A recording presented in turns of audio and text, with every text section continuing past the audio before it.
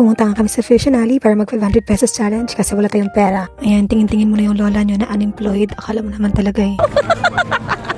Ayan, so we tried this one nga. So beef yan siya and 75 pesos lang. Bisa kamal ba? Lan sa libre. Hanap na naman ulit tayo ng pasok sa budget natin. Ayan, tingin-tingin lang. And nakita namin tong chicken feet na to. 75 pesos to and 3 peraso lang siya. Tamis. Alas ang paa. Kala ka kamay. 8 out. Sana punta yung 2. That is perfect.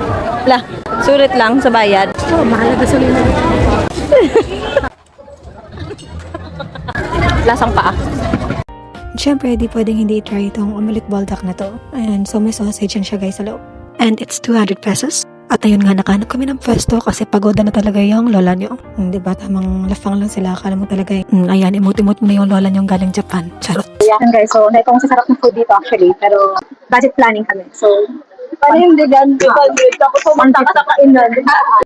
Siyempre, hindi pwedeng hindi natin tikman tong paborito kong mango graham float. So, 10-10. So, perfect. Sakto lang yung tamis. So, sobrang dami nga masasarap na pagkain. Hindi na namin napanindigan yung 500 pesos. So, magpas na kami dyan. Kaya, cancel yung show. Eme. Sarap siya. Sarap siya, guys. Ang sarap na yung reaction. Ang sarap. 10 over 10 sa akin. Hindi na sobrang tabuk lang.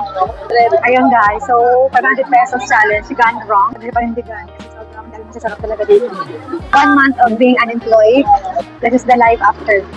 So, pagkain na guys. So, sabi ko mag-budget na 500 pesos pero wala. Yun lang. Till our next gone wrong vlog. At sarap.